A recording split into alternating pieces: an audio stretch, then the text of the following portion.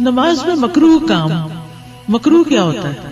شیخ ابن باز رحمۃ اللہ علیہ سے سوال کیا گیا کہ بعض احادیث میں آیا ہے کہ آپ صلی اللہ علیہ وسلم نے اعمال میں سے اس طرح کے عمل کرنے سے منع فرمایا، اس منع کرنے کا مطلب اس کام کا حرام ہونا ہے یا اس نہیں سے مراد کراہیت اور ناپسندیدگی ہے؟ یعنی کیا چیز ہے؟ ابن باز نے جواب دیا کہ اصل قاعدہ یہ ہے کہ ممانعت تحریم کے لیے ہوتی ہے، یعنی بنیادی طور پر ممانعت کس کے لیے ہوتی ہے کہ یہ کام حرام ہے، نہیں کرنا، کیونکہ نبی صلی اللہ علیہ وسلم نے فرمایا میں تمہیں جس چیز سے منع کر دوں اس سے بچ جاؤ۔ اس کو تحریم کے حکم سے نکال کر کراہت پر محمول نہیں کیا جائے گا مگر صرف کسی دلیل کی بنا پر جو اس پر دلالت کرتی ہو۔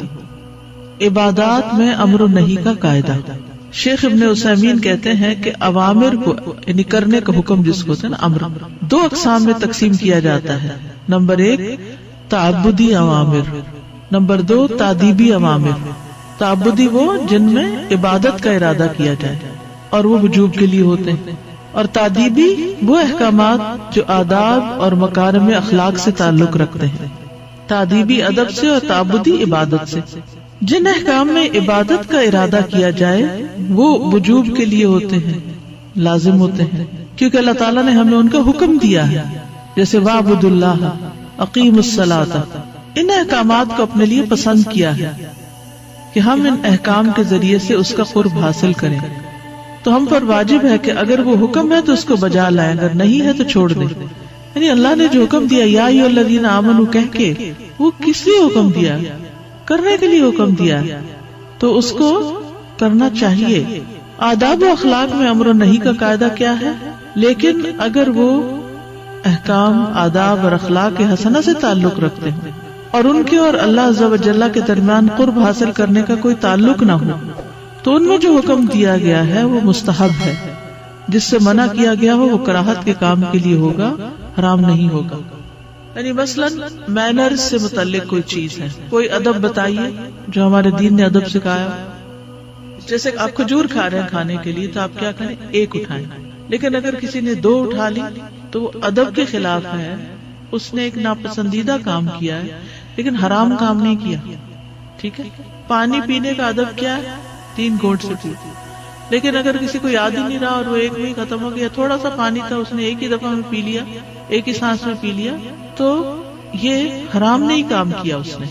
ٹھیک ہے، دوران نماز مکروہ کام، ادھر ادھر دیکھنا یہ مکروہ ہے، حرام نہیں ہے لیکن کیا ہے؟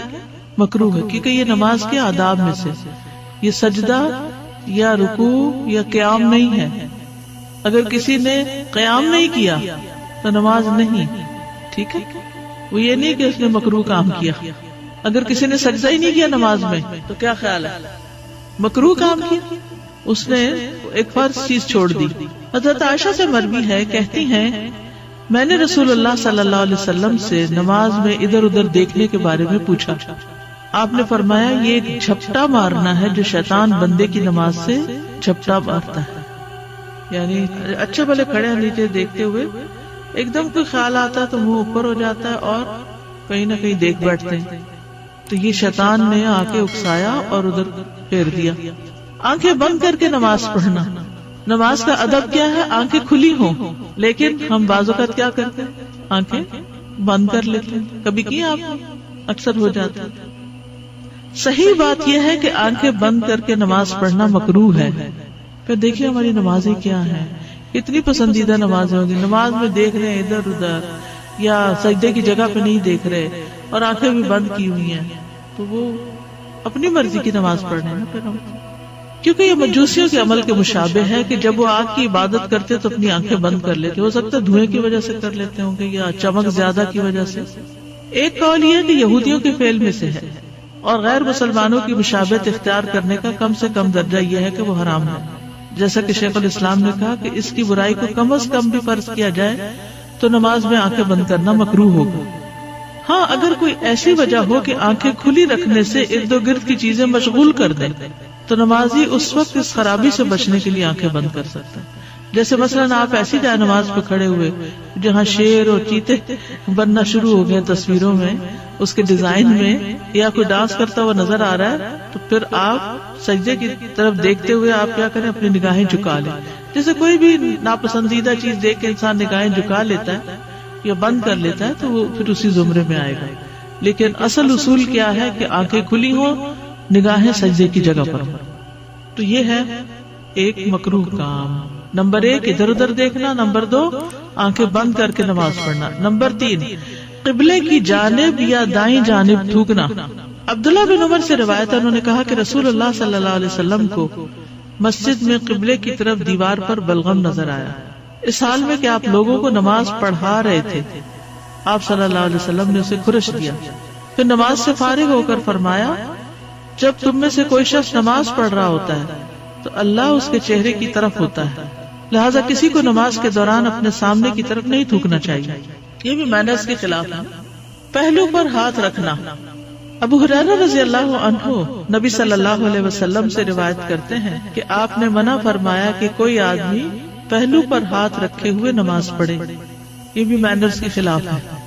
زیاد بن صبیح حنفی کہتے ہیں کہ میں نے ابن عمر کے پہلو میں کھڑے ہو کر نماز پڑھی، اس دوران میں نے اپنے ہاتھ اپنے پہلو کوک پر رکھ لیے.